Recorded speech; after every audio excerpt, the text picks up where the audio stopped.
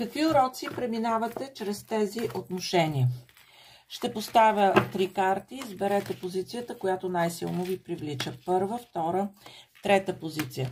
Тези, които избраха първа позиция, преминавате уроците да се научите да не ви нараняват вашето сърце.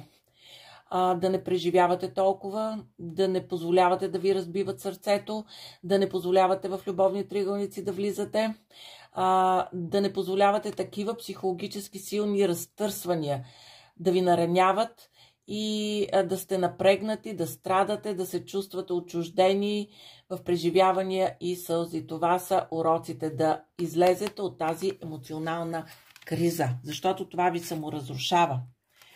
Тези, които избраха втората част, втората карта, петица пентакли, уроците са да се научите, че трябва да имате по-силен дух и да преживявате трудните взаимоотношения, защото там, където има липси, там, където има самотност, тревоги, стрес, преживявания, пустота, нестабилност и вие го виждате, вие се опитвате да се грижите, да поддържате тези отношения, но този човек виждате, че гледа някъде право напред в една точка и въобще не се повлиява от вашите вопли. И уроците са ви точно да проработите тези травми, чувство за отхвърленост, за отритнатост, дискомфорта и да не допускате да бъдете в такава ниска себеоценка и да се оставяте в такова състояние, където да ви е хладно и гладно. Третата карта, която избрахте.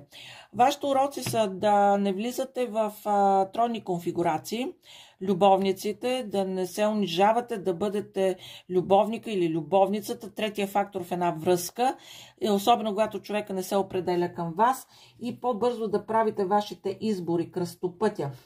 Бързо да взимате важните и трудни решения във връзка с тези нежни взаимоотношения, така че третия фактор да бъде елиминиран. Или вие да се отстраните, или просто човека да избере вас пред някакъв друг трети фактор.